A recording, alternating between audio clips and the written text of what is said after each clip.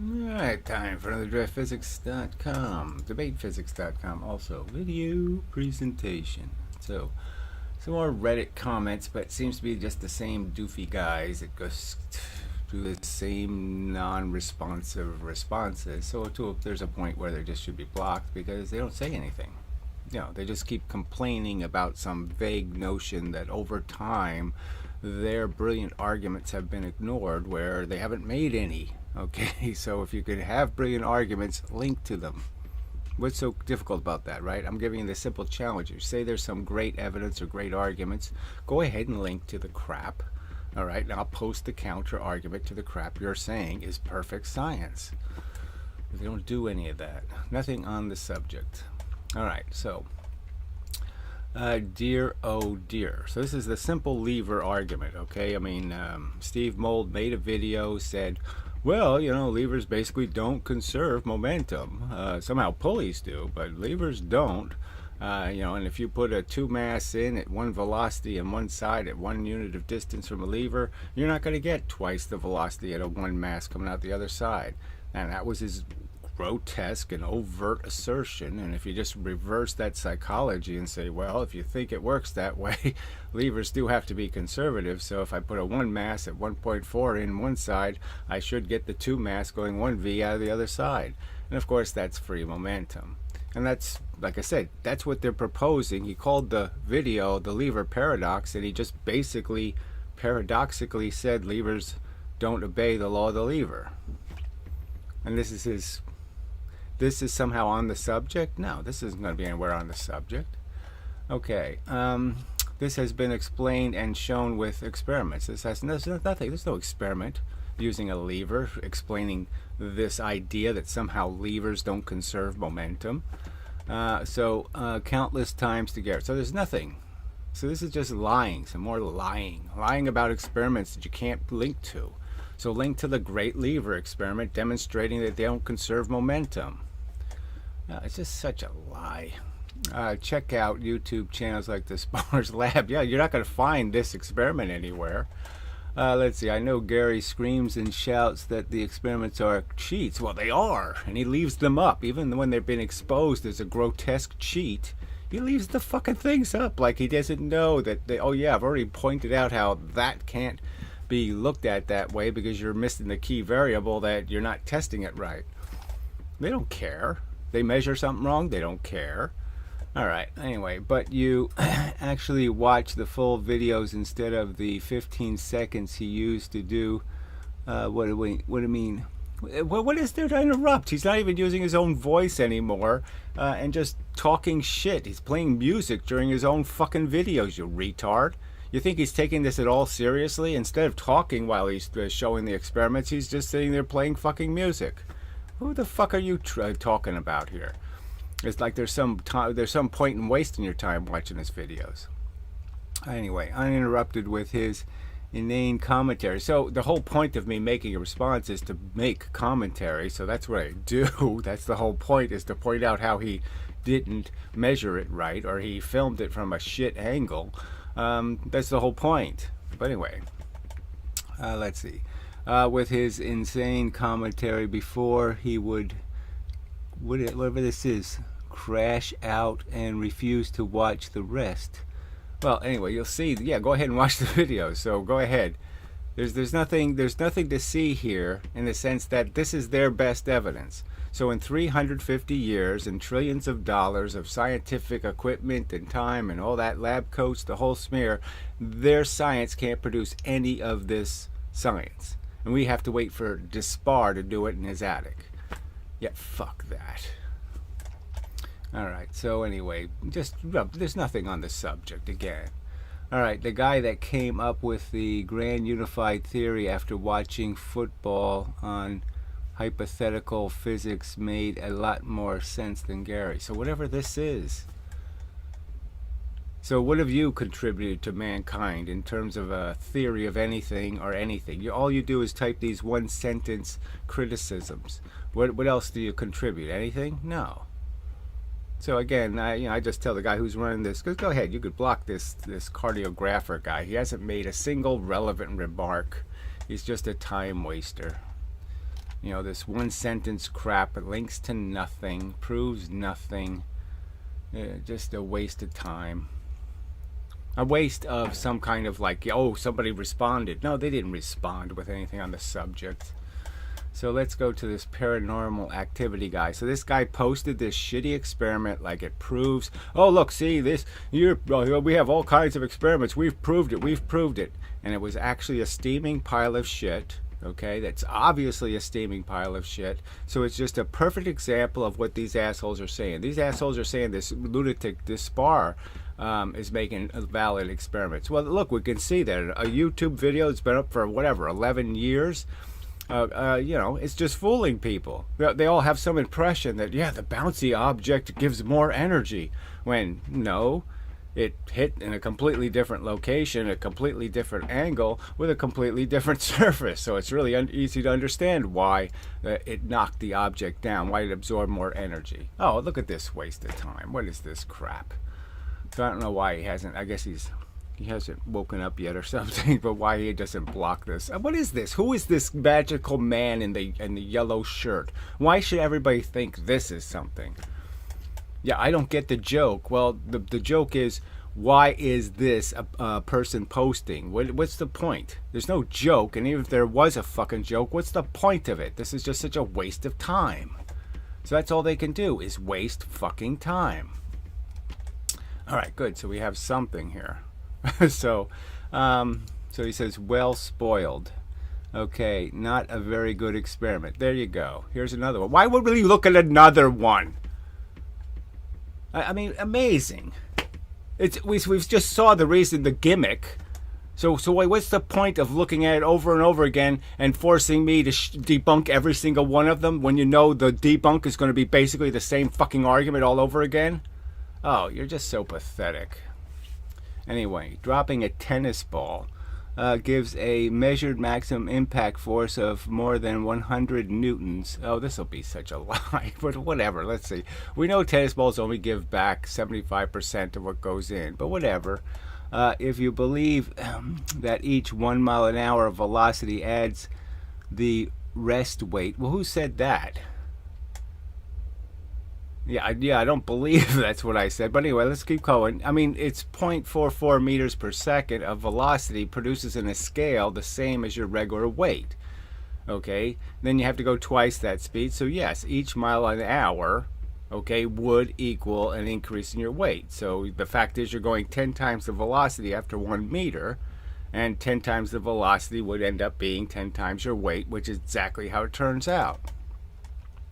The velocity adds the rest weight to the measured weight, and if my calculations are correct, well, they probably won't be, the ball should have been dropped from at least 300 meters. Well, obviously you didn't do the math right. So I have to show you the math, so I can do that. I have a little image that I've already posted in like over a dozen videos showing exactly the math. Okay, exactly what the distance is required to double, triple, quadruple the weight.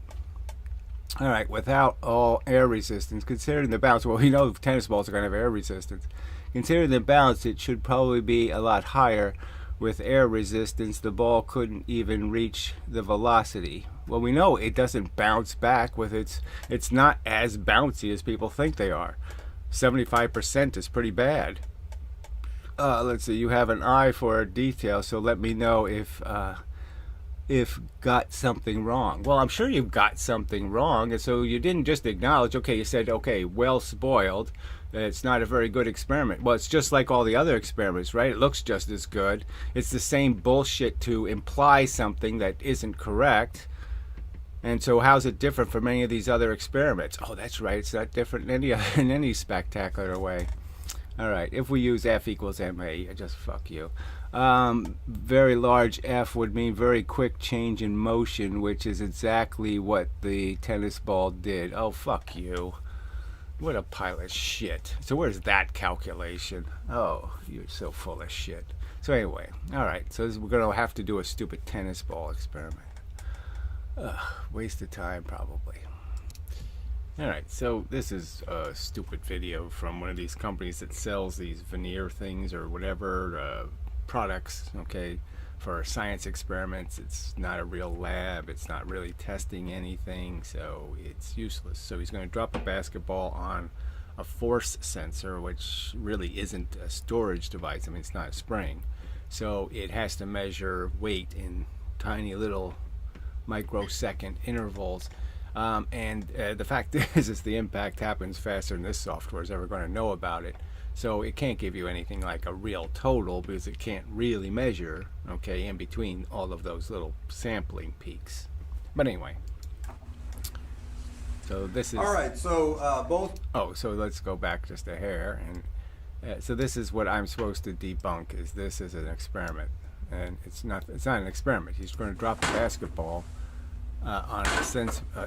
That's it. That's all that's on this video, right? So he time coded. That's all we're going to see is of dropping shit on this force sensor, and there's no real data collected here that means anything. So this isn't even a video. So I'll show you some other video that's more relevant because yeah, this is useless. It's not even on the subject of comparing an elastic object to a hard object and showing that somehow elastic objects put more force into the force sensor when they don't. So he's not going to demonstrate any of this crap.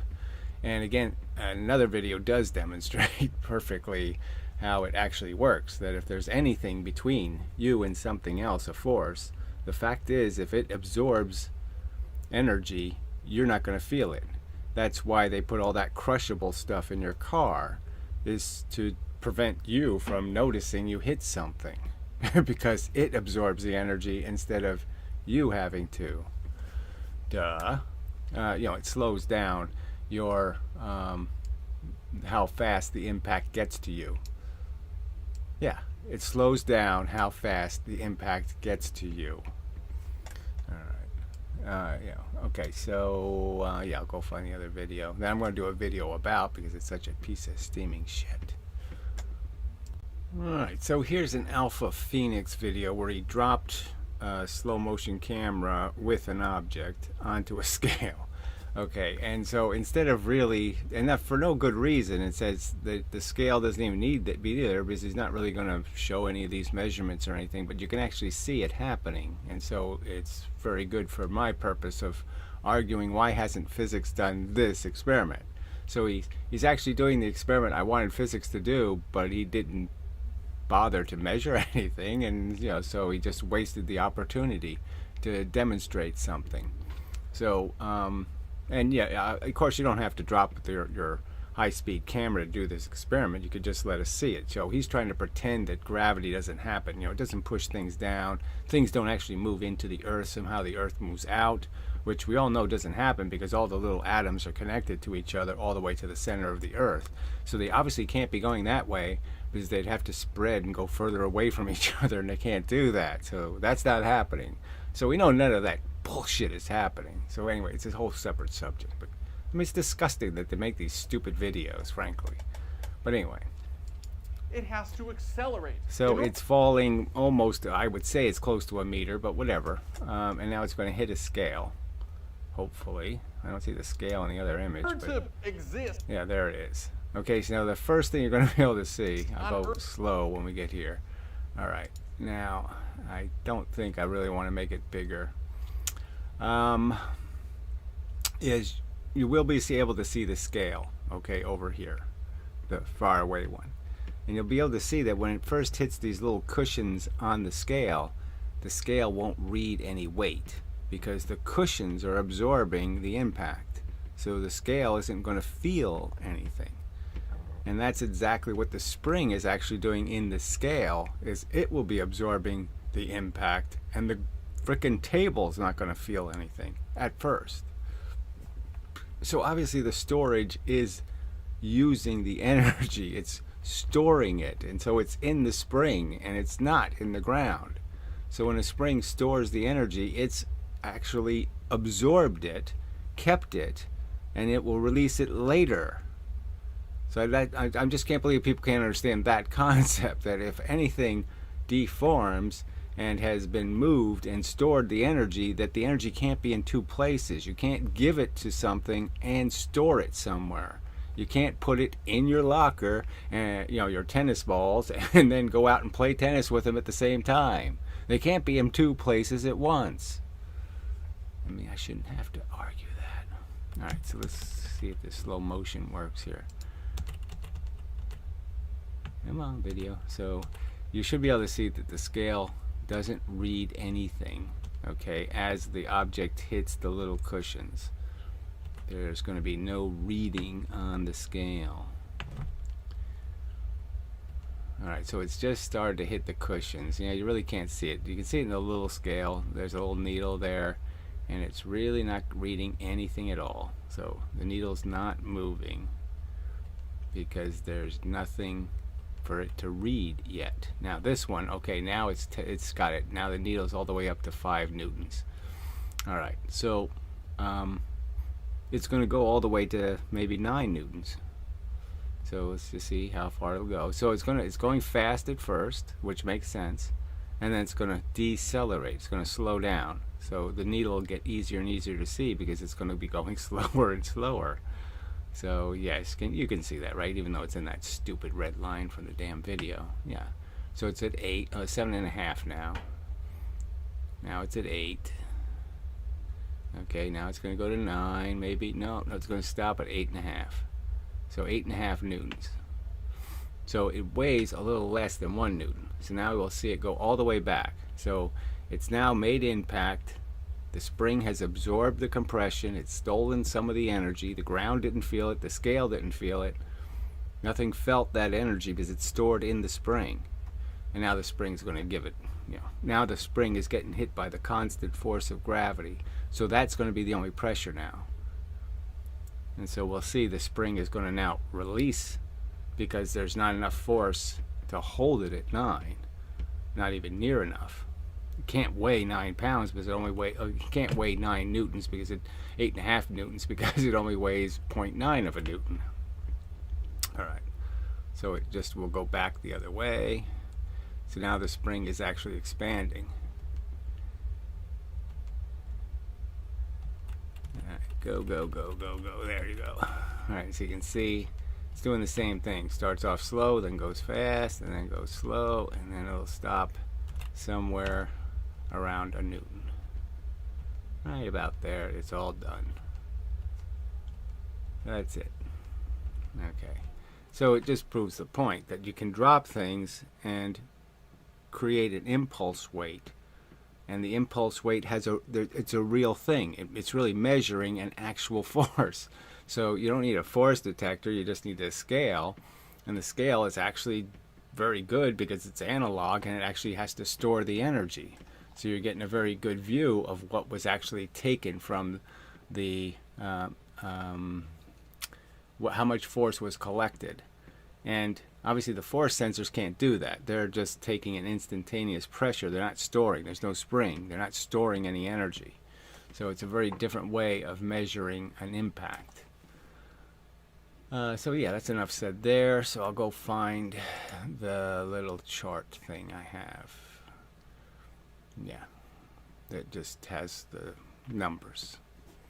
Just to point out, we've already been over this stuff, and this has nothing to do with the difference between hitting it with a rubber ball and hitting it with something hard. There's no evidence here showing any comparison between how somehow the magical elastic thing, the thing with a spring on it, somehow puts more energy into an object. So there's no evidence here that that happens, and there's certainly no evidence in these other silly experiments. You can't put more energy into something by putting a spring in front of it. That's not going to allow you to hit it harder. The crushable fenders on your car don't make it possible for you to hit something harder. Shit. Put more energy into the other object. You can't put more energy into the other object by putting crushables in front of you. That won't work. Amazing that I have to make that argument. No, might as well show this image while I still have it here in the computer, of just how deceptive it was, that experiment of rolling the things and having fooling people into thinking that the two objects are hitting in the same place, the same center of mass, all of that kind of crap, when obviously they're not hitting at the same mass, they're not hitting at the same angle, and one of them has a surface that crushes. So I mean, it's so obvious that more energy wasn't in the object that knocked it over. It didn't have more energy. It just had a better capacity to apply that energy to a tippable. Obviously, you can apply a lot less energy by hitting it high on its center of mass versus hitting it low on its center of mass. The rule is you have to use 10 times the energy when you're hitting low than you have to use when you're hitting high. Duh.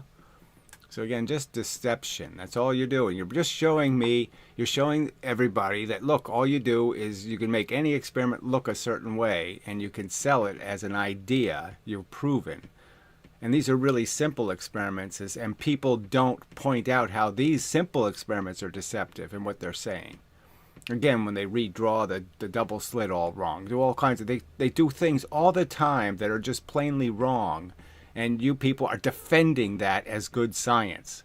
That this is the way science should be. It should be deceptive. That's really bad on you. Yeah, so here's the chart, okay, and the U just stands for units of weight, units of distance, okay, and the other is centimeters and just a velocity.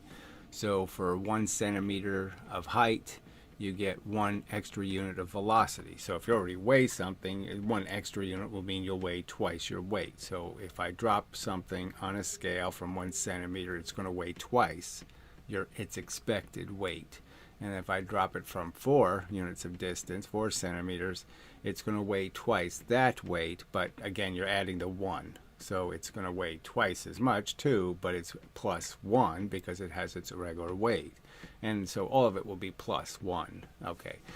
But the fact is that if you were using it as velocity, if you just said, okay, let's just take those velocities, okay, because we know it from 4 times the height, it's twice the velocity. 1 centimeter is going to be 1 unit of velocity. 4 centimeters would be 2 units of velocity. 16 centimeters would be 3 units of velocity. 9 centimeters would be 3 units of velocity, right? 9 centimeters, 3 units. And 4 is 16, and 5 is 25, and it all works out pretty much exactly like the experiment came out. So exactly like what this experiment showed, it actually took place. So... fuck you. Yeah, alright. We don't need that anymore. And I'll pause here. Alright, so just to finish up with this comment. So again, I'll just read that last sentence again because it makes absolutely no sense. Alright. If we use F equals ma, very large F would mean very quick change in motion. So how do you know how fast the motion is changing? Obviously with a rubber ball, it's going to be slower than with, say, something perfectly elastic. So if I hit a ball bearing on a steel anvil, the reaction time is going to be much higher than if I have a rubber ball hitting the hard surface. So I don't even know where you drew these conclusions about how fast the exchange is always the same speed or something. It's not.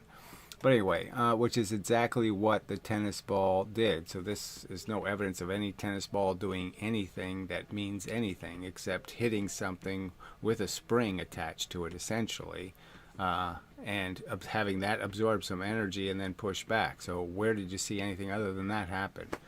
Oh, that's right. That's all that happened. And you didn't even see it with the force sensor because, frankly, the force sensor couldn't detect any of that. All right. So enough of this crap. But that's all they got. So they're implying that the experiment showed something. It didn't show a damn thing. And then they say, well, counter the great experiment proving something. And the great experiment didn't prove anything, didn't show anything. I have no idea what you're talking about. There was nothing in the experiment shown to demonstrate whatever your argument is, that somehow you can make something that has a known momentum cause some sort of different effect, that something with the same momentum could somehow have a different effect, that and especially if I put, if I hit something that's supposed to be an elastic collision and I change it from an elastic collision into an inelastic collision. Well, yeah, obviously how the impact's going to happen, how the other object absorbs the energy is going to be completely different because I've changed how much energy it's going to receive. I mean, I just saying, don't we all just say duh? If I coat something with a breakable surface, that somehow it's not going to be able to transfer the same amount of energy? I mean, you don't understand that? Yeah, okay. Enough said. Alright, since I'm here, I might as well just draw this real quick. So in these experiments, what was made clear and obvious, we have this, presumably immovable surface, and we're going to throw things, okay, at the immovable surface. And the clear argument is understandable, that, well, I mean, in this case, it was a knock-overable surface, okay, and has a center of mass. So anyway, so the obvious argument is if you hit above the center of mass, this will turn. This whole thing will twist this way and turn and fall over. Hit below, it's going to try to turn the opposite way, and it can't turn the opposite way because of the friction with the surface here. So it can turn this way. It can spin around this way, counterclockwise, really easy, but it can't turn clockwise really easy because of the friction with the base. So it can't roll. It can roll that way, but it can't roll towards the object. So if I hit it with energy this way, I can't make it roll towards the object, obviously. So obviously that's the huge difference right there, that they hit in different points, one above, one below. And then you could obviously understand that if one of them has this push-inable or flexible surface, that when it hits, it will in fact be hotter. So as it bounces off on the ground here, it's going to be radiating heat. Okay, so now you know that, okay, the energy can't have gone into the wall and moved it if the energy's here radiating as heat and re-expansion of, say, the rubber or something. So obviously if there's stuff moving here, there can't be stuff moving here. You can't put the movement in two different places. You can only put the movement. You only have so much movement, just like a bowling ball. And if you start moving pins with your energy, you start giving it to the pins, you're going to run out of energy. Duh. I mean, so I shouldn't really have to explain that principle. So even if I didn't prove that they're hitting at a different location, you should be able to understand that it's really easy to make the surface so it stores some energy, it keeps it, and starts radiating its heat. So one object gets hot, one object doesn't get hot. That obviously the hot object has taken the energy and not giving it to the wall because it kept it here. It's already here. It's doing work over here. Okay, it's not doing work over here. It can't do work in two different places. And this is the same idea. That's what happens when you hit a spring. The same thing happens in the beginning, is that the force, okay, the spring hitting down on the surface, this surface can't measure anything if this spring is collecting the energy. So while the spring is compressing, there's no force here because the energy's here. The energy's being collected in the spring. The spring's collecting it. Okay, it has it. The ground can't have it until the spring is done, and the spring says, I've completed my capacity to collect. I can't collect anymore, so now all of it will go straight through. So once the spring is compressed, then the weight goes straight through to the base because the weight is greater than the tension that's already in the spring. But you can't put more. If this is 10 pounds, you can't put more than 10 pounds of pressure in. You can't collect more than 10 pounds in whatever you have between here and here. Between these two surfaces, you can't collect more than 10 pounds because that's all the damn thing weighs.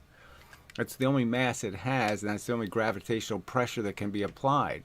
So it can only be 10 pounds of compression in the spring. There can't be more than that. Oh, brother.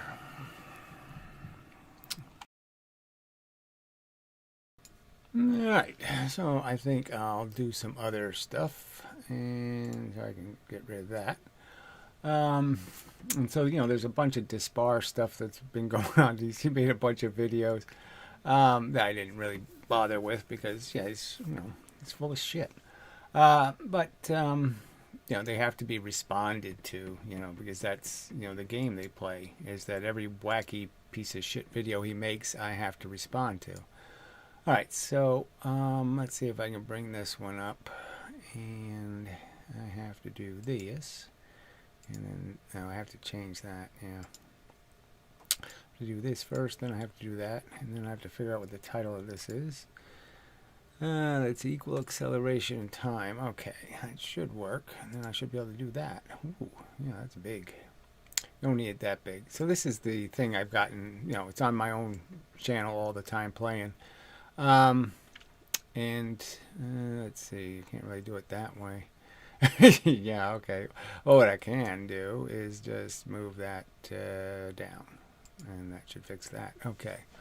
So he's claiming, so he made a video, it's like 3 minutes long, and he's just making this plain assertion that somehow the force these two things are collecting is uneven. That somehow one has a right to slowly accelerate or collect force, and the other one collects the force quickly. And that's not what's being demonstrated at all. They're behaving exactly like they were falling in gravity. So this force being created by these little propellers is doing the same thing you'd expect gravity to do. And that is, it's giving them both the same momentum. That's exactly what it's doing. They're both getting the same momentum. All right, the light object is getting, the force is being applied. It's collecting the same amount of force, and it's getting a velocity commensurate to that amount of force. The heavy object is more stuff to push. That means it's going to move slower, but it's collected exactly the same momentum. So they both collected the same momentum in the same time, and there's just no rational argument to be making this silly argument that somehow you would expect something different. It's doing exactly what you would expect. The same force is producing the same momentum. Whereas in this experiment, the same force was in fact applied in the same amount of time. Yeah, and so what's the problem? There's no problem. They both got the same momentum. The whole difference is how long the cart is allowed to accelerate. So it's allowed to accelerate all at once. It doesn't matter. It's collecting the same force. The point is you can't make one of them collect more force than the other one's collecting because it's the same force pushing on them. They're both being pushed by the same force. The thing half as light is going to move twice as fast with the same force being applied, just as Newton stated. So again, he's not going to demonstrate anything here. He's just making this bold assertion that somehow there's some rule about how long they get to accelerate, and that somehow the heavier cart will eventually catch up or something. If I give the heavy cart enough time, it'll catch up. It won't catch up. They're both going to reach a maximum velocity, and that's all they're going to go is that maximum velocity. And the lighter cart's going to go twice as fast as the heavier cart. And in the other case, where it's 4-to-1, it's going to be 4-to-1. The one cart's be going 4 times as fast as the other stupid cart. Ask yourself the question, how long is each cart being pushed? So we have two every second, they're both being pushed exactly the same amount of force is being applied to both carts. They both have the same sail. They're both catching the same wind. One of them's half as light, so obviously it goes twice as fast. Duh. Case 1 is the case where both carts are accelerated in the same amount of time. What happens? The fan pushes both carts. The fan runs for the same amount of time. Both carts are accelerating for exactly the same duration. What you see, the light cart speeds up quickly. The heavy cart... So it doesn't speed up quickly. It's obviously gotten the same force, and it's half the mass. Of course, it goes twice as fast. So again, there's nothing broken here. So there's no arguments, right? He's just going to reassert that somehow the heavier cart will eventually catch up because it needs more time to catch up. No, it doesn't matter. You can play it forever, and it wouldn't matter how long you play up. It never catches up because it always weighs more than the other cart. It speeds up slowly, but you stop both at the same moment. Result, the light cart ends up going twice as fast. So at least he's conceding it's going twice as fast. It has exactly the same momentum. They're both collected the same force from the same propeller, and one of them's converted that same force into twice the velocity, which makes perfectly good sense. So again, this is just such a terrible counter argument. I mean, it's just nonsense. All right, so this was garbage video. 3 minutes of wasted time. All right, so let's go find the other one where he's doing a bunch of different experiments. So I played part of the one where he's doing the launching stuff, but yeah, he's doing it. Yeah, let me just get rid of this and draw it. And I sort of pointed out, first I asked, why all this weight? Why does he have all these weights on there? And I couldn't quite figure out why he chose to put all the weight on, But then when you think about what he's doing, okay, in terms of how he's creating this moving object. So he has a pendulum, a rigid steel pendulum or something, and he's swinging it. Okay, and so the catch is what he's doing. Like, say he has this big weight here, and he has another weight here, another weight here, and he has this is a big weight too at the top. But anyway, it doesn't matter. So this whole thing weighs, some kind of substantial amount. Now, what you could understand that is if he just let it go without any rubber bands. So if he just pulled it back and he let it go, it's going to swing this way. Okay, so gravity is going to give it motion, and what's going to basically happen is that so when you're pushing it weakly, the contribution the gravity is making is going to be high, and when you're pushing it hard, the contribution gravity is going to be giving you is 0. So the faster you move this way, the more you escape the gravity, just because gravity is a time-dependent force. The amount of time it'll take to go from this point to this point. So to get from point A to point B, that time, right, when it's going very fast will be very little, and that time when it's going slow will be very large, will be larger. Well, we're talking about twice as much time. Twice is a lot of time. All right, so the fact is that that's why it has all this crappy weight on here. Is because when there's one rubber band, it's pushing relatively slowly, so gravity's helping. And then when the second rubber band's on, it's pushing fast, which means now it's got to push these heavy weights faster than free fall, faster than the pendulum would swing by itself. The pendulum would swing by itself this fast, and now with the rubber band, it's going to be that fast. So now the rubber band has to do the work. So when he's doing this test, all of this motion here is work the rubber band has to do in the faster case. Okay, so when the two rubber bands are on here and it's moving faster, this motion has to all be created, okay, by the rubber band. Where when the one rubber band is connected, it's getting help from gravity. Gravity's aiding it. So it's an assist. So that's why he did that. So because it's going to disrupt the results. It's not a great idea. What he should have done, as I stated, which, frankly, he did this video 5 days ago, so, he didn't hear my suggestion. But again, I had to ask the question. You always have to wonder. You have to say to yourself every time you see one of their experiments is you have to wonder, why did they do it that way? Why did they do it that way? And the simple answer is because it worked that way. So if you did it that way, you could make the outcome the way they want it to be. And that's why they did it that way. So you could just wonder why they don't do some kind of simpler experiment. And, so there's, so I'll show the clip and then we'll just go through some of the obvious. But the very fact that he's swinging that, well, let me just draw the way he should have done it. Now, obviously, the way he should have done the experiment was to put the rubber bands ahead, okay, of the pendulum. So the pendulum has to go out and then push the rubber bands to get straight. So when it's straight, the rubber bands are stretched.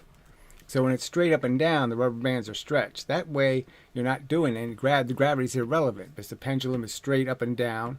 So there's no gravitational anything in your way. And you're guaranteeing that the rubber band distance is always the same. The other catch is when you have this angle, you're changing the angle the rubber bands are at. And that's not a good idea. That ain't going to help any. So, defect. That's all I'd say. And let's see what else we can find and wonder about.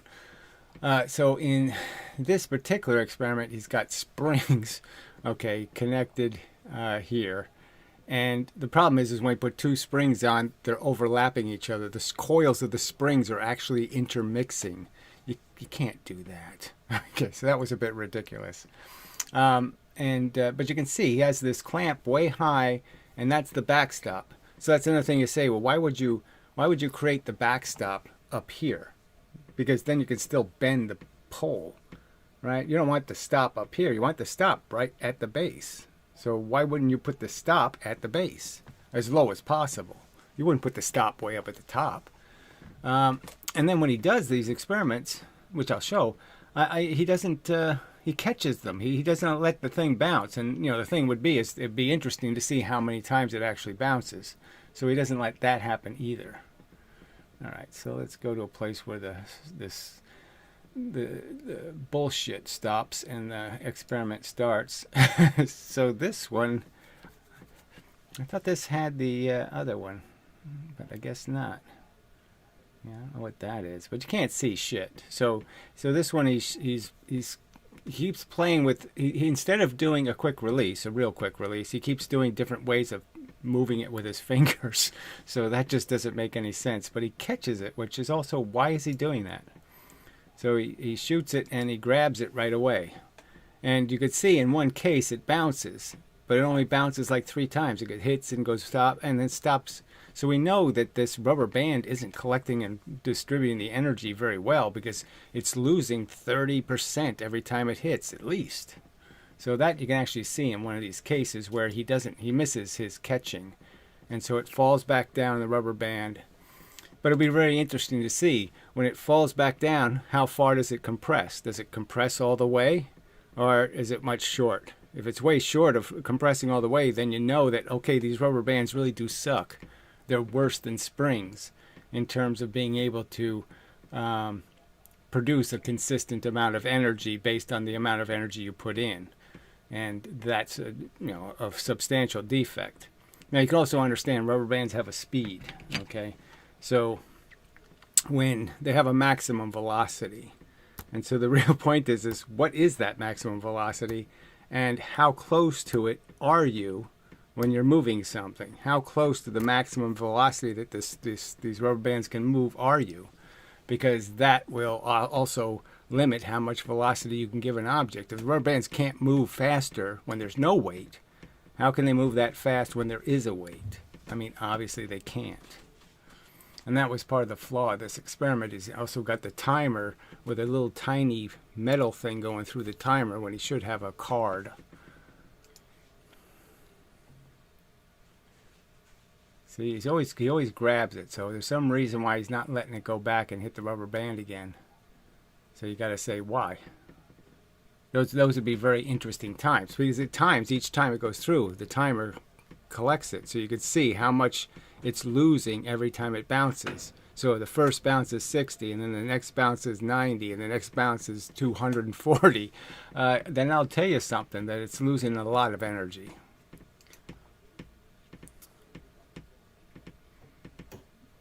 There, so that one actually bounced, and you didn't grab it right away. So let's see that again. Yeah, so it's 2 bounces anyway. It was pretty pitiful. So we see that it probably doesn't bounce very many times. As you can see, we mostly have a timing of 0. So it's really a terrible experiment. Somewhere there's a lot of friction in here, because it's losing a lot of energy on each time it goes up and it comes down. It's losing, like I said, 30%, maybe more. A lot of energy lost. 0.0064 seconds. All right, now I have added another rubber band. Let's see what happens. So it is twice. I mean, it is substantial. You can see some velocity change is not being measured as much of a difference. So, yeah, okay, fine. But the problem is, as I already explained, the way you're doing the experiment. And then he's just going to increase the weight. So now that he does 2 rubber bands, then he's going to increase the weight. So with the 2 rubber bands, got 1.45. He's not supposed to be getting over 4. 1.4, that means free energy, anything over 0.4. But whatever. I think he uses this stick, which is a stupid idea. Pulling the stick away like that's somehow that's a quick release. That's not the definition of a quick release. Not even close. So that was silly. Waste of time, really. And then he's going to add weight here somewhere. So at least that's a better picture of it. So you can see that he's pulling the rubber bands back on the pendulum. Now that looks a little bit up and, but there's no point in saying it. So you can see the rubber bands are back from the 2 poles. So, and the poles are where this, let me just play that. This is another variation of the release mechanism. Yeah. So he puts something down the bottom and then slides it off, which just makes a very uneven way of releasing something, because it can slip off a little bit, slip off a lot. So really poor. So I mean, he already has done quick releases. You just put a string around it and hold the strings, and then just cut them with a scissor. and you can use the same piece of string like 20 times. What's the big deal? This isn't that complicated. And the fact that he's not even trying, obviously, to do a legitimate quick release. He could obviously just wrap a little piece of string around this bottom thing here. Okay, hold the two ends, pull it back, and then cut them. What is the big deal? He's done that before. The fact that he can't think to do it this time, come on, that's a bit ridiculous. All right, so there's some bounces. All right, so let me do that again, as we saw some bounces. It was a little better. Come on, play. Side of the pendulum. This is another variation of the release mechanism. 1, 2. See, that's pretty good. That's bouncing pretty good there. So I was wrong. I thought it was stifled, but I really just don't know why he doesn't let that happen when we can see the timer, because then we could see how fast it actually goes back, and that'll tell us how much energy it lost being pushed.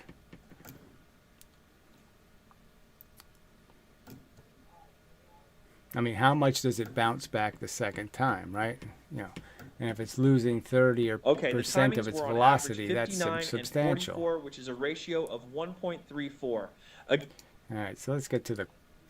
All right, so this is where he's added the extra weight. The timings on average were 74 and 56.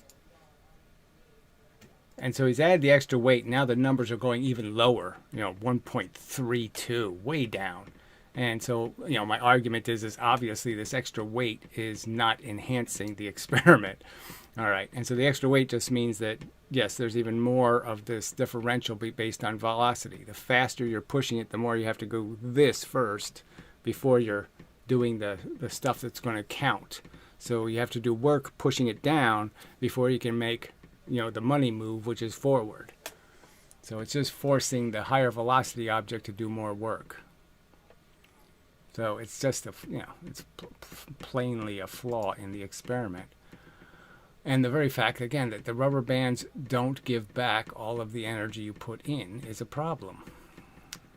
All right, so what's this one? There's one where he's pushing it the other way with rubber bands. So, springs. And then you say, why didn't he use a rubber band doing that?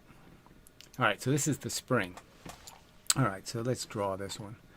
Because you're saying, why didn't he do this with rubber bands instead? This is an experiment made for rubber bands. So he really should have used rubber bands doing this one. It'd be nice, instead of him doing all these different experiments, for him to actually do 1 or 2 of them really well. But he won't do that. I mean, just actually do this measurement stuff first, right? I mean, I actually did take some of these rubber bands and put them on a scale. Where's the scale? And I didn't get consistent numbers. 2 rubber bands didn't produce twice the force on the scale. Where the hell is the scale? I did have it just a little while ago. There it is. So, yes, because this is, we don't have any real test of the actual force it produces. So what he should do is take a rubber band, maybe with a force, a weigher or something, and for the distance. So when he pulls it back, if he could pull it back with a spring, like use this to push it this way and see how much force it's actually applying. Because, when I put 2 rubber bands on here, so this is 5, this is 6 ounces. And then if I put a second rubber band on, it's not going to be 12. It's going to be short of that. And it is 9 to 10, almost 10. So it just falls short. Maybe the scale sucks. This could be the answer. But I'm just saying it does give you some reason for pause about how these rubber bands actually distribute their pressure and how even it is. And especially when they're going around some kind of surface, they can have variable amounts of tension. But whatever. So this experiment is the one where he did with the springs. And so it's just completely, it's simpler. And, this, I was thinking this should just be done, on a, I don't know, maybe wax paper surface. I just put 2 nails and wax paper on a piece of wood, put wax paper down, and then just run the rubber bands this way, and then just have a nail on a piece of wood, pull it back to the same location and let it go. But anyway, so he's doing this type of experiment. So there's a nail here, okay, and he's putting the spring on here, and then just contracting it and then letting it go this distance with the photo detector here. And the simple argument is yeah, why not, instead of the springs, which overlap each other, just put your rubber band on here. Put your rubber band on here, do it. And then do it with 2 rubber bands. Because now you're not pulling up. You're not doing any of the crap before that was screwing up the experiment. So it's probably going to be much better. So it's unfortunate, I guess, okay, maybe he didn't think of it. But it would have been an obvious thing to do is put rubber bands instead of springs. So there's no point. All the spring experiments are ruined because he has the springs next to each other and the coils are intermingling. You can't do that. That's just ridiculous. You can't get away with that crap. Alright, so let's just play one of these. So this is 1 spring, but like I said, with 2 springs it ain't going to matter because the experiment's crap. But it's a simple enough one anyway. Like I said, it's really simple. So let's go 2 springs, got to be here somewhere. Seems like we had average timings of 42 and 32. Okay. Well, so I guess this is 2 springs. So they're smashed into each other. So the experiment's just crap. You can see that it doesn't even bounce right. The Seems 2 like springs are hitting each other. 42 and 32. Complete bullshit. Which gives a so this ratio little car of one was the one I was sort of, this was sort of interesting that, this one too failed. And, but I can't say how well this little car is hitting the rubber bands. I mean, when there's 2 rubber bands, he doesn't have them taped together. He doesn't have them in any way where you could understand that they're always going to apply the same pressure to the car. And the stupid holding it down with a piece of wood is just idiotic. So that part's really dumb. But he has the velocities going way higher than is necessary. So you'll see that part.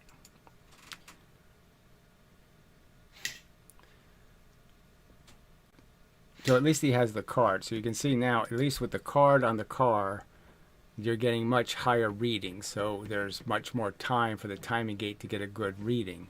So at least he did that part right. But why he has them moving this fast, you have to wonder why he chose that fast.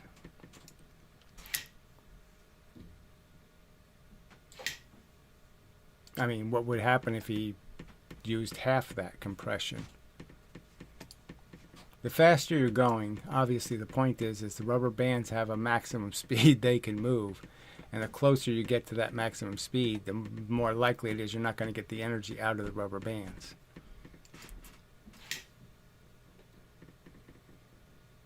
So it's probably best to do all of these rubber band experiments with as least amount of energy as possible, so you're not in any way approaching the limits of the rubber band in terms of their stiffness. I mean, obviously rubber bands aren't stiff. Okay, they can't move really, really fast.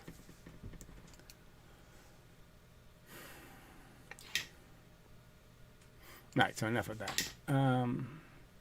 Yeah, here's a better angle of it, I guess. Footage of the cart being released with 1 rubber band. Let's count how... So we can see the rubber band wobbling. So again, that's the whole argument that, yes, obviously the energy isn't getting into the object. Now, you can also see in this image, I think you can see this, right? If you look over here, the rubber band is not even on here straight. I mean, it has it at an angle.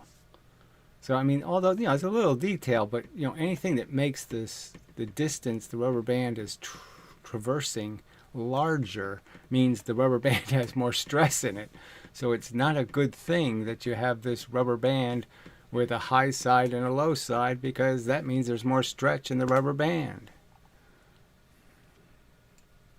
I mean, these are things you really should be able to figure out without me explaining it to you. How many frames it takes to travel from the 5... Alright, so let's just do the second one and see where the rubber bands are. So here's the 2 rubber bands. Now you can't even see them. They're right on top of each other, I guess. But obviously they're not kitty corner anymore. They're on there straight. So anyway. 2, 3, 4, 5, 6, 7. So anyway, let's see. He does some other little sliding piece of wood. But again, this is all so small. It's there's just no way to really see this stuff very well.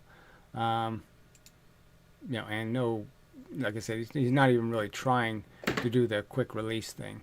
So he's got the spring going up. So again, you got to know you can't do that. I mean, the spring can't be higher than the piece of wood. I mean, you know what? You can't pull this way and do the experiment that way. You have to pull through the center of mass. You know, I mean, yeah, I didn't notice that before, but that's just dumb.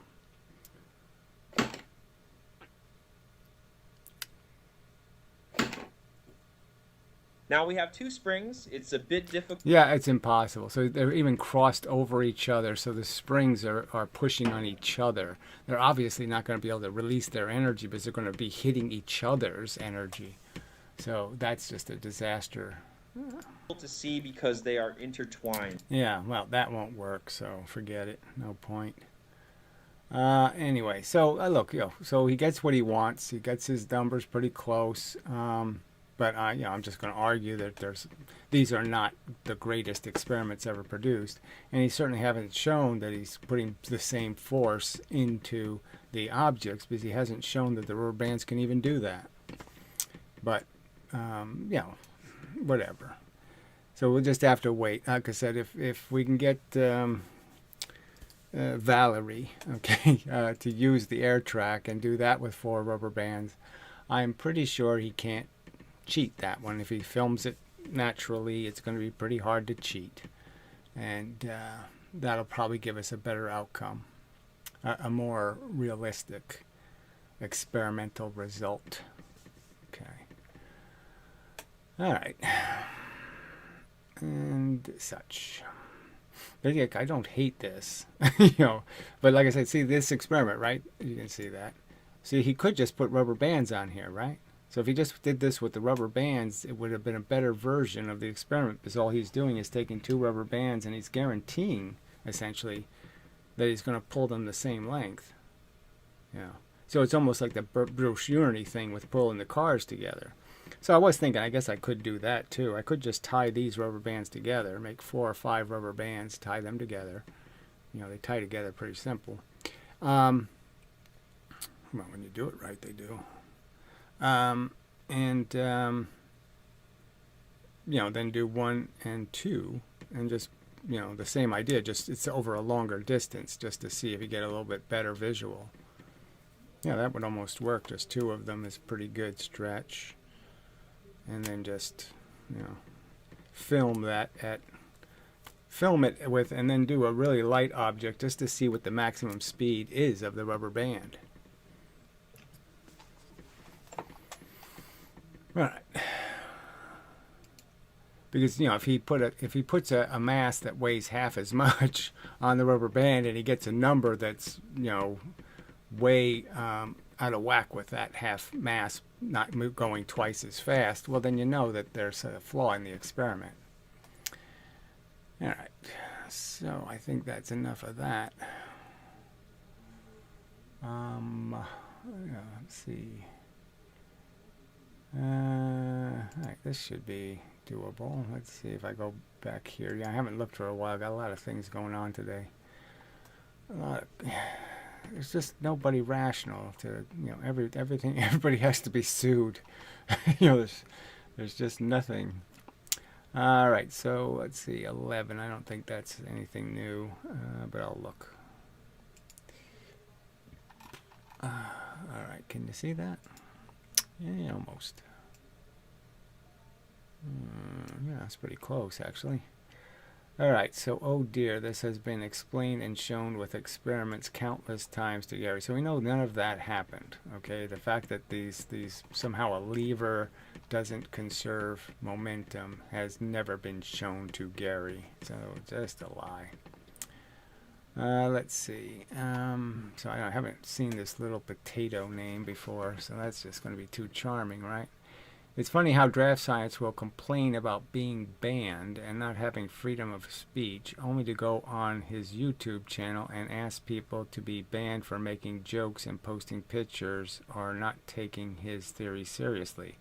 What I do on my channel is nothing. Everybody's allowed to have the channel. The point isn't you're not recognizing that they've banned me from posting my videos. It's not about me having some right to talk shit on somebody else's. I don't claim any right to talk shit on somebody's videos. I want people to ban me if they think I'm irrelevant and off the subject. Well, I would expect them to. Yes, you have your free speech. You can make a video. You can counter my argument. There's no fucking. I haven't limited anybody's ability to solicit a YouTube audience. I haven't prevented them from getting a YouTube audience. It's just a fucking lie. Obviously, being banned off of Reddit means I can't. Okay, glean the audience I should have access to, and wasn't banned for any real crime is the real point. So the fact that you people just keep defending the fact that they can talk all kinds of shit, dox me and do all this other crap, and that somehow isn't terms of service violations. But if I say you suck, all of a sudden I'm banned for life. That's just bullshit. And you know it. All right, wait a minute. You cat, have it both ways. You cat. Yeah, right.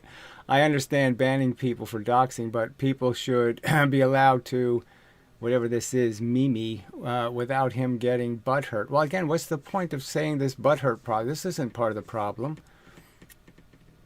Where's the big problem? They can make a Reddit and they can have a Reddit and argue against my post. That's fine.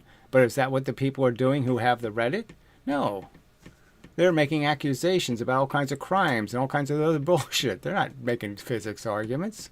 No, you people are just such pathetic liars. Anyway, stop deleting comments that don't dox. Don't be a hypocrite. Well, fuck you.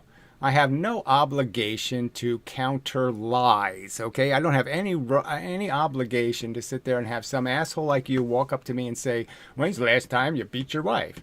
I don't have to sit there and explain how, well, first, I don't have a wife, and second, I didn't beat anybody, and this is just bullshit for you to bring this crap up. I don't have to do any of that fucking shit. All I have to do is say, fuck you. All right. We see your angle, jackass. So did he make a physics argument? No. Can he make? No, he can't make one. All right, so anyway, it says here, so this is brutal. Why do you have to allow people to post things entirely off the subject? Exactly, why? Why is off the subject useful, or why is it something that enhances any part of the function of the internet to deal with all of this irrelevant shit that these morons post? Oh yeah, that's right, it doesn't do anybody any good. It just makes the whole internet toxic. All right, especially images of people. If people can't post on the subject, they should not waste time on here. I mean, obviously, when you're posting a bunch of irrelevant crap, what the fuck? Who wants that? Is that what you want? You want every post to be littered with a bunch of spam and irrelevant shit? All right. Prime objective is to get physics to respond to the arguments with an actual explanation backed with evidence. So far, the majority of the commenters have failed to do that. Yes, the vast majority. My guess is because physics is already demonstrated. So again, this is the big lie. They demonstrated that energy is real and correct, right? So there's just absolutely there's no, outside of Dispar's, Dispar's experiments, where can you show me a single experiment demonstrating kinetic energy? It fails ballistic pendulums, it fails levers, fails pulleys, fails hydraulics, fails gears, fails everything. So where do you have this evidence? Oh, it's just hilarious. Anyway, this is what you have to show after 10 years of videos. Brah ha ha ha ha. So yeah, I just showed that you can't make a counter argument to this simple diagram and explain how Steve Mould is correct, that somehow for 2,000 years humanity didn't understand how levers work because they actually don't conserve momentum. Fuck you. Oh, I mean, these people are just such ragged piles of crap. All right. Try again. Let's see. Well, let's see if there's any comments. I haven't been too many people here. Let's see. I was thinking about the SPAR video, and I don't remember if the weight was even shown. So who knows how much weight is in the system? Yeah, well, it doesn't really matter, I guess. We just know it's a lot. And what is it there for? I mean, the simple argument is, what's it there for? What do you need all that weight on there for? What does it accomplish? What's its task? Okay.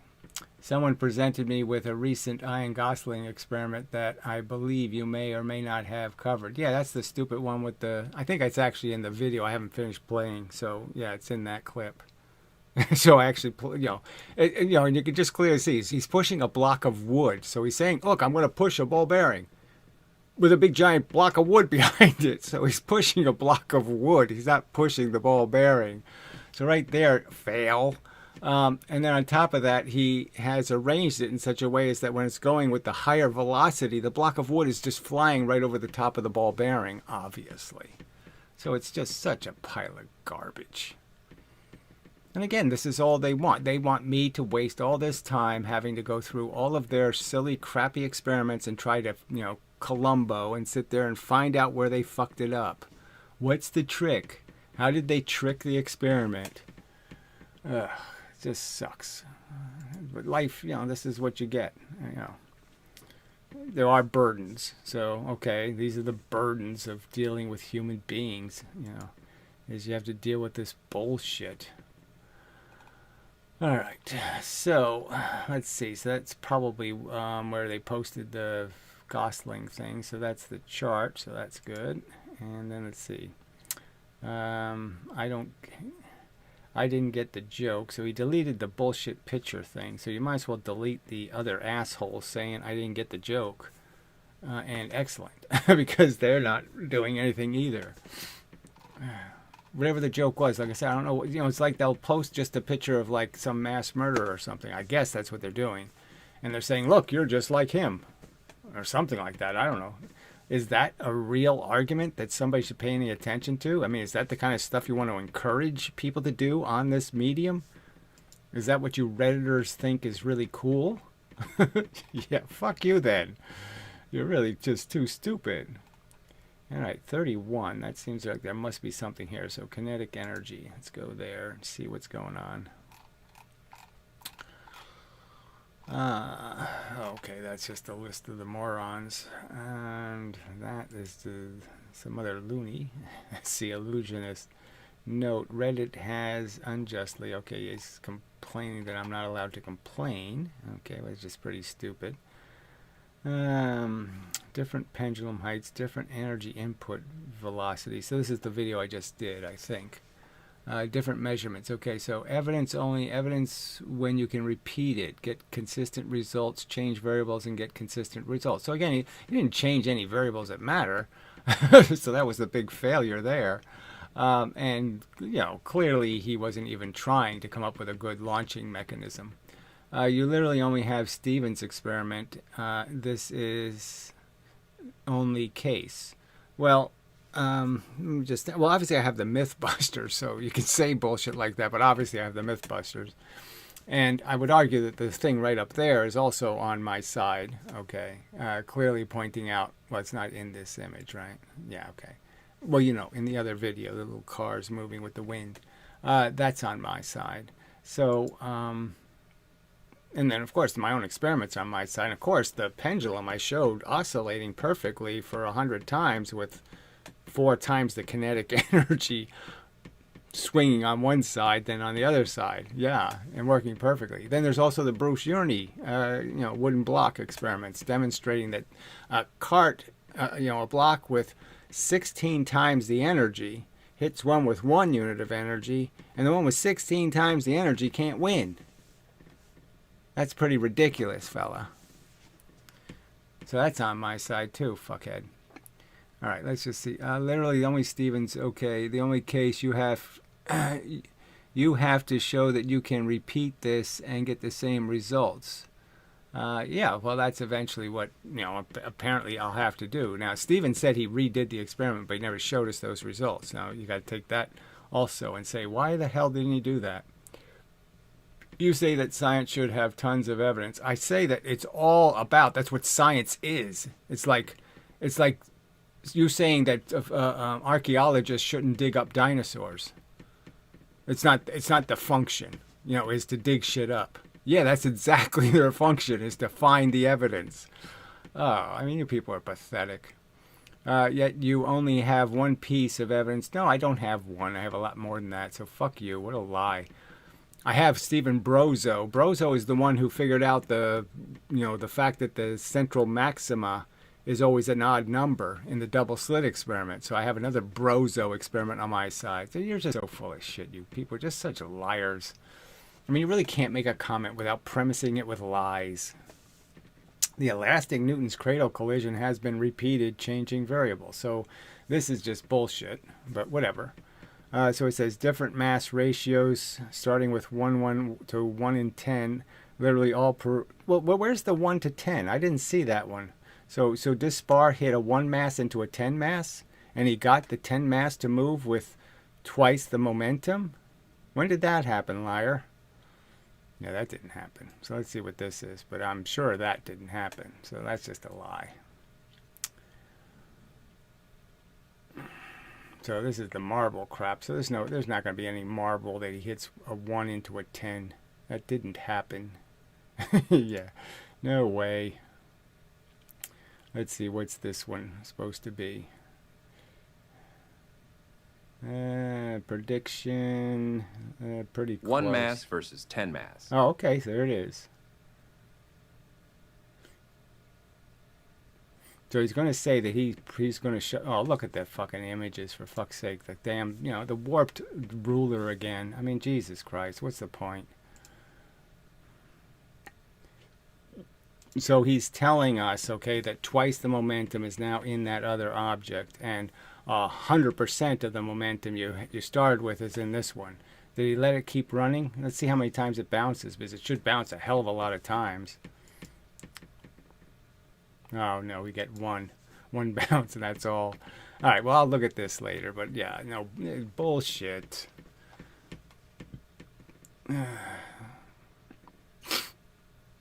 I mean, we already know it doesn't happen. I'm just saying, we already know you can't use the same energy over and over again. So the whole idea that this he has to actually prove that when it hits the 10 mass, the light object is coming back with almost exactly what it started with, like 87% of its momentum. 87% of its momentum. This isn't about some 133 thing. So that's just horseshit. There's no 133 in this experiment. This experiment means the big one has twice the momentum and the light one has almost what it started with. So he's probably misunderstood the whole fucking experiment. All right, well, I'll get to that later.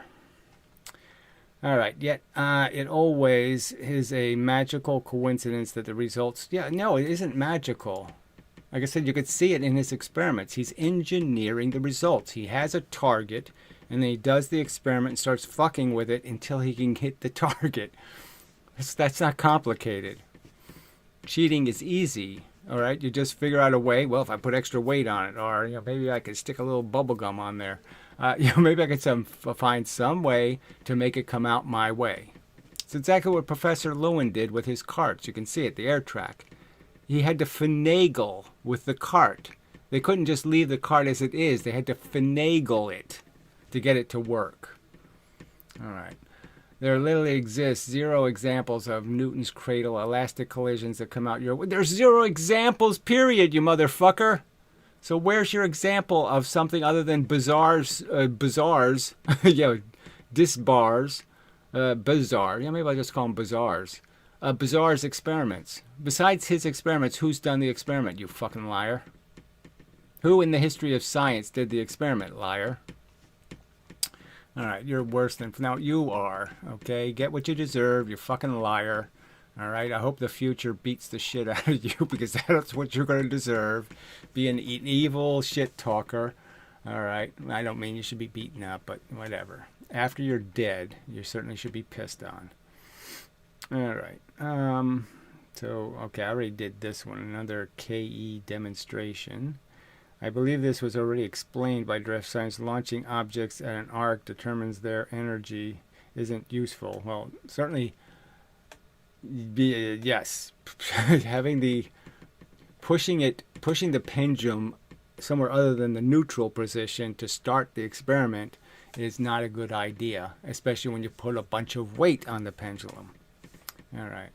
No arc, but horizontal launching. No problem for Gary. It is very inconvenient truth. So I don't even know what that means. No arc, but horizontal launching. Where's that? I don't know. I didn't see that video. Yeah, so, okay. So bullshit is the other appropriate answer to that crap. All right, so that's just the moron. And and I don't think he's added anything more. The doxer. Oh, fuck. I didn't want to do that. It's a pain in the ass. I hate this. Threading is just terrible. Okay, so yeah, it's just old stuff. Alright, so that was reasonably interesting. And such. Well, that's not useless channel. Yeah. I hate autoplay. I mean, it's just such a... What the fuck is... Oh, okay, I'm hitting the wrong button. That's why. So again, I mean, okay, they can steal my identity from YouTube and pretend, okay, make the channel look like it's my channel. That's supposed to be okay. Yeah, I don't think that's okay. Alright. Let's see. 31, 14, 10. Yeah, all those are the same numbers. Alright, so let's see if there's any comments. Nope. Alright, so I can play a little more video. So the video has a little bit of the other experiment on it, so I might as well do that. So we'll go back to this and make it bigger. Yeah. And then move it up. And then hit the play button.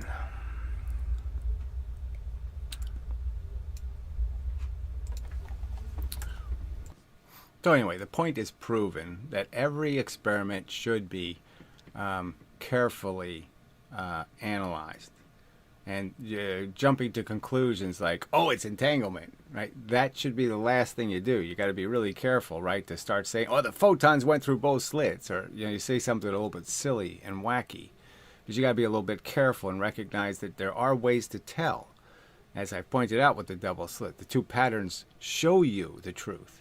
Because you can understand that the furthest distance is creating one set of photons, and that the closest distance between two surfaces is creating another set of photons. And it's that overlap that you see in the pattern. So yeah, this is just about what is science. Science is supposed to be careful and deliberate, okay, without an agenda. You're supposed to look at these experiments and say, what do they really say, okay, honestly, not what can I make them say? All right. All right, so I did find a new comment on the crappy, you know, the video I really like to see some sort of response to, the 25 times the fuel to go 5 times as fast. And so some asshole, you know, fit independent, so he just says another KE demonstration. So it's just another crappy experiment done crappily. Okay, and this is what they want. This is how they think physics should be done. Just keep doing this kind of crap. Okay, show a shitty experiment done badly, and somehow this is credible physics. This is how, this makes you look better, right? That you present an experiment that's clearly crap, and then say, well, you know, I could just do this forever, right? I can just keep showing you crappy experiments that you have to debunk, right? And you could just do that forever. But the point is when I do debunk them, then the point is made that this is all they have. They don't have any credible experiments. They can't show any experiment done well. They can only show experiments done badly. Ones with clear defects, like Valerie Rousseau's crappy software, you know, that wasn't collecting data correctly. They all have glaring flaw, and if it's not glaring, it's findable. It's there. You'll find it eventually. All right, so this is the crap, okay, experiment. Okay, I don't think I even commented on this because it's so damn stupid.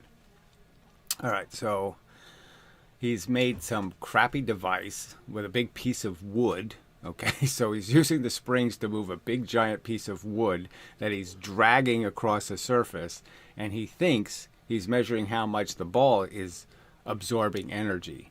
When no, you're measuring how much this giant piece of wood is absorbing energy and how much friction it has going across the surface. That's what you're measuring. And then on top of that, the way he's made this thing, he's got so much pressure in it that the piece of wood actually slides right over the ball. So, you know, in this experiment, I can probably just show that with this example here. And, you know, if you run it at slow motion, it's just a piece of shit. So, okay, so There's too much force in it all. yeah, so he's got a whole bunch of force in there now. You know, and you'll just see that, well, that's exactly what you have is a Pull pile it of out of my slop. hand. Let's see if this can get double the velocity. Right, so he's pushing a piece of, again, let's understand, the wood weighs more than the ball. So, you know, what does this have to do with the ball moving, actually? Oh, that's right, very little. I'm going to show you where it lands this time as well. 3, 2, 1, go. Okay, no, I don't want to see where it lands. I want to see it. All right, let's see if we get to see it. Oh, come on. You mean I'm going to have to redo it just because he's going to film where it's going? Okay, yeah, forget it. So I have to I have to find a different clip. All right, so let's go back further. See if we can find where he shows it. A little bit precarious, guys. Now we've got 3 times the spring extensions. No, he's not going to show the spring springs. power. I'm having to hold the clip on because there's too much Let's force go back in it. further. We got to find Pull it where out it of my actually hands. But shows let's the see if this can experiment. get See, this is double the the bullshit. velocity. You can't even see the experiment. I'm going to show you where it lands this time as well. I don't want to see 3, that. 2, 1, go. I want to see it launched. Extensions, if you like, or 3 times the spring power. I'm having to hold the clip on. All right, so yeah, the obvious thing to point out is why all of this pressure? So why do the experiment with this much spring compression that he can't even, the clip won't even hold the device? So you have to wonder, why? Why is it shooting so hard, so fast? Well, because they have to push the limits of the system. They have to make the springs incapable of moving fast enough to push the ball. And that's the reason they're doing it. It's to cheat the experiment any way they can. Because there's too much force in it. I'll pull it out of my hands. But Right, let's see right. if So, this can so get you double can't even velocity. hold the thing. It's not a quick I'm gonna release. It's not any of that shit. Show you where it lands this time. Oh, damn it. All right, so we got to go back here, I guess. By the way, I would have had 8, would have liked, but didn't have enough of the same kind. And also they're a little bit small. That's what I had. So I'm just saying the stupidity of thinking that you can have a big block of wood and then push a ball bearing with the big block of wood and then argue that somehow you're measuring the force you put in the ball when no, you're measuring the force you put in the wooden block. And then obviously, as pointed out before, you know, the faster it's going to go, the less friction there's going to be. But the more important fact will be the less you're going to have contact with the ball. All right, so this one should. Does he show the? Oh, I mean, it better be the experiment this time. Sorry, not my fault that I'm Right. wasting your time. So, It's just that this is Let's the way see he if did the doubling experiment. All this springs shit. doubles the velocity. So he doesn't have more than one camera. He can't do anything in any kind of, you know, clinical way. It's all this sloppy. So these sloppy experiments. So in 350 years, these are the best experiments they can produce on the subject. In 350 years. This is all science has to defend its theory. All right, this one should. Let's see. Oh, damn it. Show you the. Well, no, I better show you that. Yeah, you better. Let's see the experiment for a change. Thank you. Let's just see if. 3, 2. Okay, so we're almost at 1. So yes, it'd be nice. So look at that. The piece of wood is now on top of the ball. Do you think it's really pushing it? No, the ball's actually right here. Oh, sorry. Okay, but we know the piece of wood. Obviously, the piece of wood was already piling over the top of the ball. So we already know that he has so much force in here that the piece of wood, he has the hole below the center of mass. So you could see that in the image, right? You can see that the thing holding the ball is below the center of mass. Can you see that? I mean, it's obviously he's drilled a hole for the ball to sit in that's below the center of mass of the piece of wood. So the piece of wood can't push with its center of mass. It's going to be pushing over the top. So obviously the first thing that piece of wood did was slide right over the top of the ball. I mean, it's such an obvious defect. This is obvious piece of shit as a you know, an experiment. So again, they just keep doing this. Let's just keep posting shitty videos.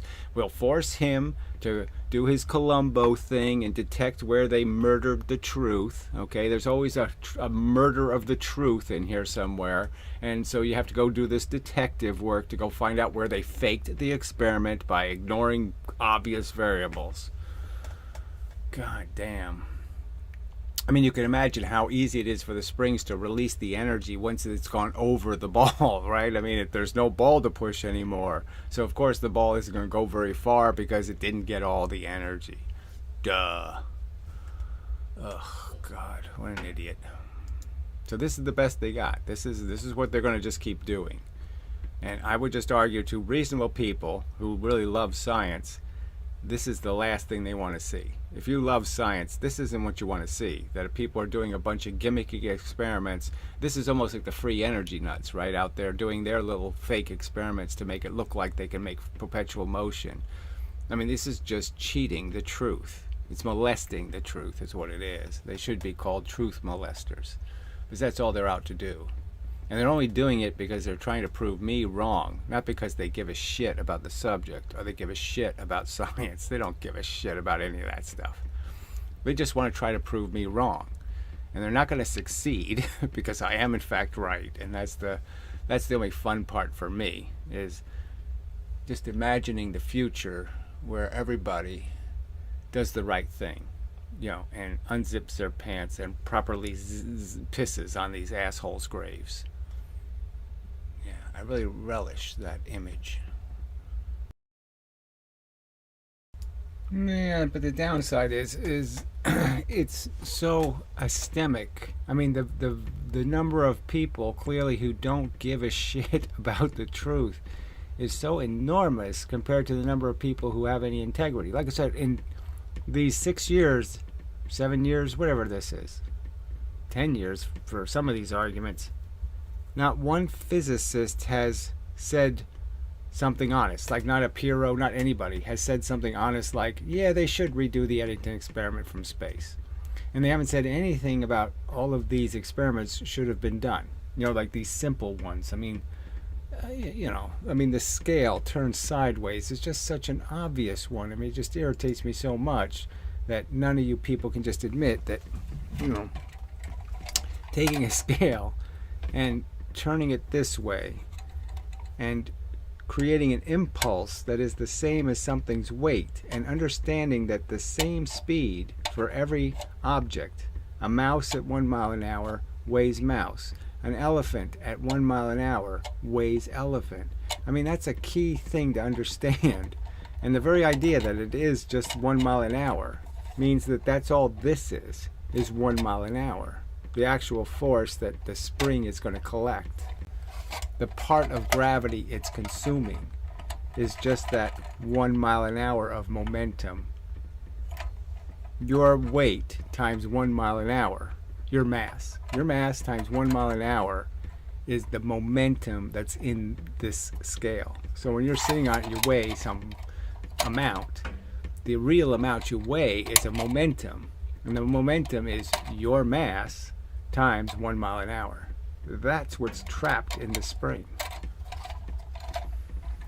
That's what the spring will produce if you put your weight on it, lock it, turn it sideways, and release it. That's what you're releasing. That momentum. That's huge. And the fact that no physicist has even touched the subject, hasn't even occurred to them to say, yeah, that's interesting. Let's talk about that. They won't do that. Nothing. It's disgusting. You know, they could have a little eternal flame that you could actually piss on. The internal flame of stupid jackass. You know, and just recognize that let's never be stupid jackasses again. Let's all try to be decent human beings and not stupid, petty, fucking jackasses. Like these people. Alright. So let's understand, this video will never be taken down. Okay, he thinks this is a credible experiment. He thinks this is doing science really well. This is how science should be done.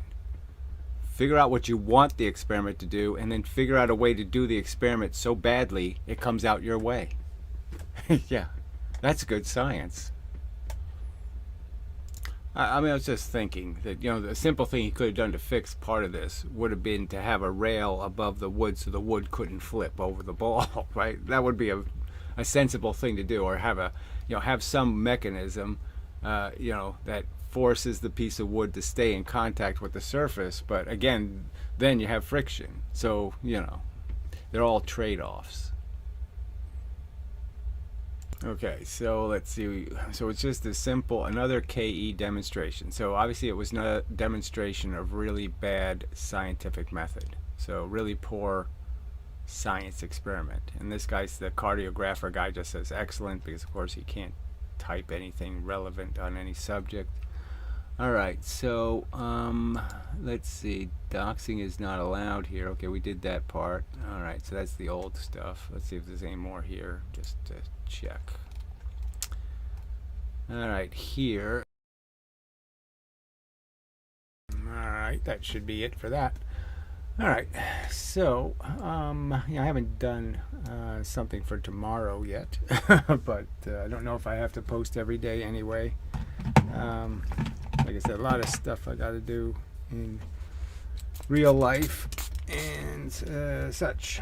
And now I'm interested in sort of thinking about these experiments, how to do them better, because they really need to be done well. This is not shouldn't be even debatable that everybody would say yes, they should be done well. And at least videoed in some way that is capable of being analyzed, scrutinized for any defects. And they don't even do that largely, and so that makes all of this so much more difficult. So let's see, do I need to put anything else in here? Equal acceleration, equal time. What the hell is that? Oh yeah, right there. That's bigger than we need. Something like that, and then I can do that thing again. Drop that down there. Alright, so I don't think there's anything else to discuss, and maybe there's not enough people, as usual, to maintain much of a conversation, so maybe I will just go to work and work on the next bit of stuff. And such. Oh. Yeah, we'll see. I mean, I really don't want to do experiments. Mine are going to be just as messy and sloppy as theirs. So I'd rather see them done with people with high-speed cameras and all that stuff. It's the way it should be done. So we could see every little bit of it, and understand exactly why it comes out the way it comes out. But nobody wants to see any of that. Instead, they want to just blow stuff up. I mean, that's the silly part, right? I mean, all these channels that have these very expensive cameras, and they just use them for silly shit. It just sucks. Alright, people with better tools should do experiments. Yes, they really should. Somebody with a lab that has space and all that kind of crap. But they're just not interested. It's just the fact that nobody, like I said, nobody cares about this subject. Nobody's really researched this whole Leibnizian theory. They won't even admit that this is Leibniz's physics. It's not Newton's physics. It's Leibniz's physics. And they don't even want to acknowledge the whole living force thing and how bad it is. And then the whole Deschardelet fraud experiment, denting clay with the round objects was not a good theory. And they won't even admit any of that. I mean, I'm just saying that they should at least be able to admit that, yes, denting the surface of clay with round objects is not a good way to measure energy. It's as bad as measuring energy by comparing a pointy arrow and a dull arrow and then saying the pointy arrow went in further, therefore it had more energy. It's just as bad as that. And the fact that none of these physicists will admit that. And I'm just saying there's no way the future's not going to know that's the truth. Because if you really think about it and analyze it, that's the absolute truth. It's, yes, pointing an arrow does not give the arrow more energy. It doesn't mean it's going to move more matter. It's not going to move more matter. It's not going to transfer more momentum. It's just going to penetrate through an object further, and that's it. It's not going to do more work. I mean, the fact that they won't acknowledge that pointing the arrow does not make the arrow do more work. So the fact is it'll travel more distance. It won't do more work. And the fact that they won't admit that. It's so obvious that I can't be doing more work. Pointing the arrow can't make it do more work. It's just amazing. It can't transfer more momentum. Anyway, should peaks people interested to find out these things like the impulse measurement on the scale at 1 mile an hour? Yes, I'm just saying, it's just amazed me that people are totally uninterested. I mean, I didn't know this 10 years ago. I didn't have any idea that was true. And to me, it was a very interesting thing to think about, the very idea of turning the scale sideways and measuring an impulse and saying, well, the impulse has to equal something. And yeah, if I have the same, velocity and I change the mass, that would be the same thing, basically as gravity. And the fact that they just don't see any interest in the subject is just, surprises the fuck out of me. All right. So, there's not much else to say, right? I mean, it just points out just how, the elephant falling down is moving the same speed, but it's obviously collecting so much more energy. And for me to move an elephant at 1 mile an hour, I have to put in a ton of energy to get it to go 1 mile an hour. So people ought to be able to concede this, that obviously heavy things collect more gravity. They land on the ground and make a big boom. They obviously collected more force. I don't know how people can't understand this shit. Just like having more skin exposed to the sun, and you're going to collect more suntan. I mean, duh. All right. Well, it is hopeless. I guess I don't have, there's not much I can do except endeavor to persevere. That's all I can do is just suck it up and concede that I'm just not going to get any gratification in my lifetime. And that's just the way it's going to work. And it'll only be in the future that I will be vindicated, but I won't be vindicated by people who have enough merit to be vindicating me, right? There aren't going to be any good guys. There's just going to be a bunch of people who would have persecuted me if I was still alive, but because I'm dead and the new truth has been found, they're just going to jump on that bandwagon. Because that's all people do, is jump on stupid bandwagons. They really can't do any thinking or logic or reasoning on their own. They just jump on a bandwagon that tells them what to think. The only possible answer is yes, Borg. It's just Borg. We exist in the Borg. Sucks. And shit. Yeah, that's it. Shit. Nothing else to say. Like I said, all I can do is I can just follow the guidelines of be a decent person, and that's what I'll do. And probably get squished for it, but whatever. The way of things. So anyway, till the next time and such and so forth and whatnot. I believe we're done.